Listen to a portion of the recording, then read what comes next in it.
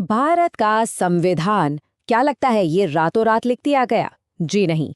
इसकी कहानी, इसकी जड़ें लगभग 200 साल लंबे ब्रिटिश शासन में फैली हुई हैं। ये कहानी है व्यापार की, बगावत की और उन कानूनों की जिन्होंने मिलकर एक राष्ट्र का भविष्य तय किया। तो चलिए इस ऐतिहासिक सफर पर चलते हैं और देखते हैं कि हमारे संविधान की नींव आखिर कैसे रखी गई। ये सवाल आज भी कितना हैरान करता है ना?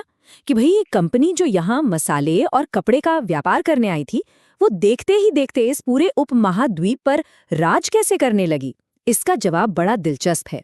जवाब छिपा है उन कानूनों में जो बनाए तो गए थे कंपनी पर लगाम कसने के लिए, पर अनजाने में ही यही कानून आधुनिक भारत के प्रशासनिक ढांचे की पहली ईंट साबित हुए। कहानी शुरू होती है साल 1608 से। ईस्ट इंडिया कंपनी के जहाज भारत पहुंचे। मकसद साफ था, व्यापार। लेकिन अगले 150 सालों में खेल पूरी तरह से पलट गया। 1765 आते आते बक्सर की लड़ाई के बाद कंपनी को सिर्फ मुनाफा नहीं मिला, बल्कि बंगाल, बिहार और उड़ीसा में टैक्स वसूलने और न्याय करने का अधिकार भी मिल गया। आसान भाषा में कहें तो पैसा भी उनका और फैसला भी उनका। बस यहीं से एक व्यापारी के शासक बनने का सफर शुरू हो गया।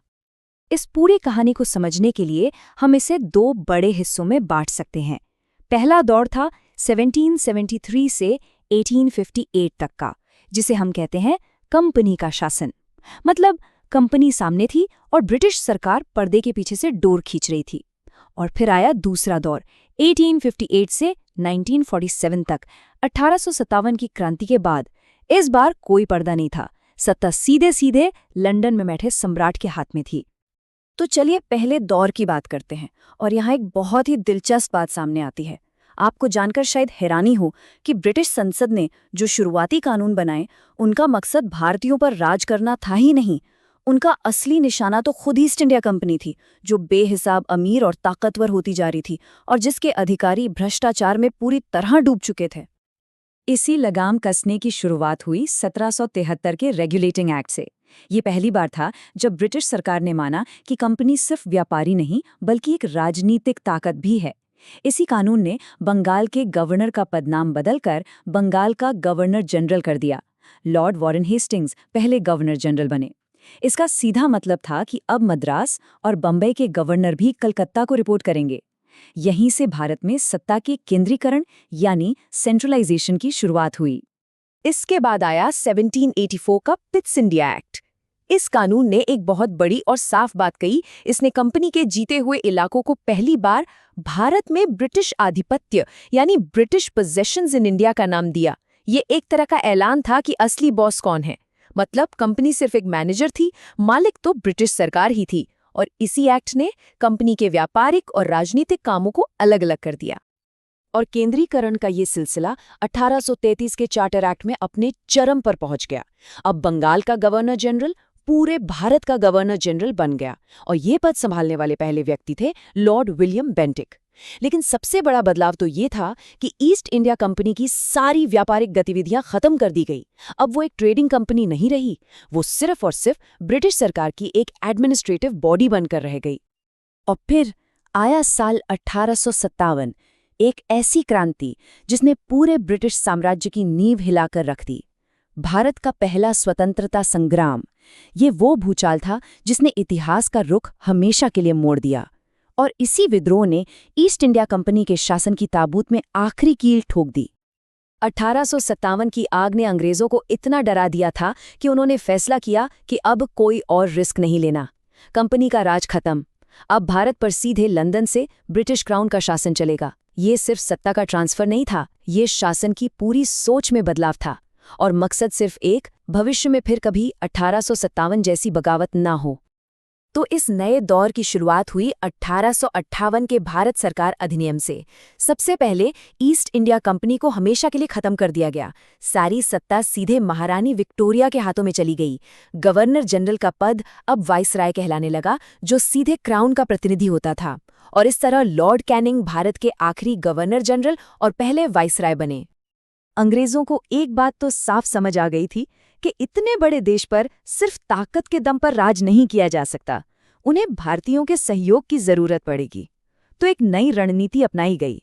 भारतीयों को कानून बनाने की प्रक्रिया में थोड़ी बहुत जगह दे दो, ताकि उनका गुस्सा सिस्टम के अंदर ही निकल जाए, सड़क पर बगावत बनकर ना फूटे। आप कह सकते हैं, नियंत्रण हमारा, सहयोग तुम्हारा। लेकिन ये सहयोग भी आप समझिए चम्मच से दिया जा रहा था, बहुत धीरे धीरे। 1861 में पहली बार कुछ भारतीयों को लेजिस्लेटिव काउंसिल में जगह मिली। फिर करीब 30 साल बाद 1892 में उन्हें बजट पे बहस करने का थोड़ा बहुत अधिकार मिला। और फिर आया 1909, जब एक ऐसा फैसला लिया गया जिसने भारतीय राजनीति को हमेशा के लिए बदल दिया। धर्म के आधार पर अलग निर्वाचन क्षेत्रों की शुरुआत। जी हाँ, 1909 के मॉर्ले मिंटो सुधारों ने मुसलमानों के लिए अलग निर्वाचक मंडल बनाया, यानी मुस्लिम मतदाता सिर्फ मुस्लिम उम्मीदवारों को ही वोट दे सकते थे। इस एक कदम ने बांटो और राज करो की नीति पर कानूनी मोहर लगा दी।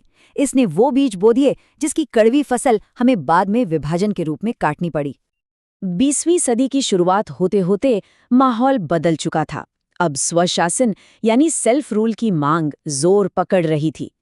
इस बढ़ते दबाव के चलते ब्रिटिश सरकार को कुछ और बड़े, हालांकि अभी भी अधूरे, लोकतांत्रिक सुधार करने पर मजबूर होना पड़ा। 1919 का कानून एक बहुत ही अजीब सी व्यवस्था लेकर आया, जिसे कहा गया द्वैध शासन या डायर की।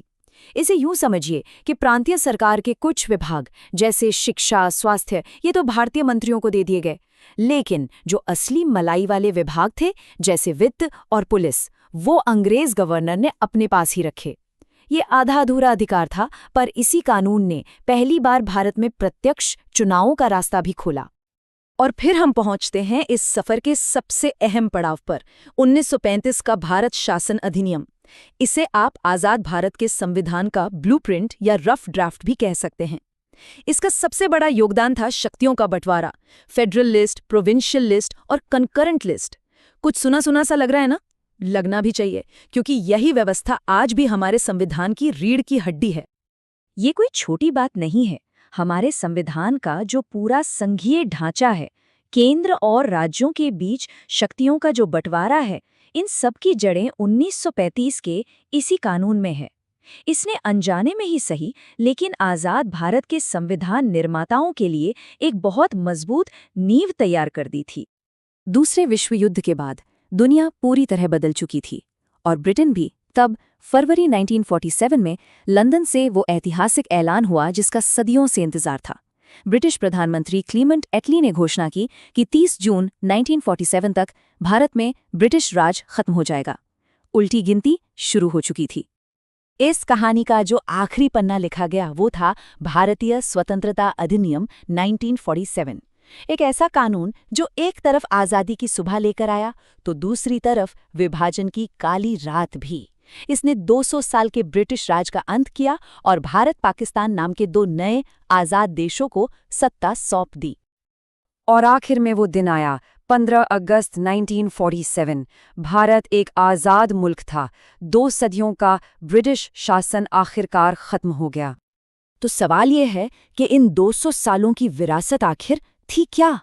वो थी कानूनों का एक ऐसा ढांचा जो बनाया तो गया था नियंत्रण के लिए, गुलामी के लिए, लेकिन विडंबना देखिए, उन्हीं कानूनों के ढांचे ने अनजाने में ही सही एक आज़ाद राष्ट्र के संविधान का आधार तैयार कर दिया।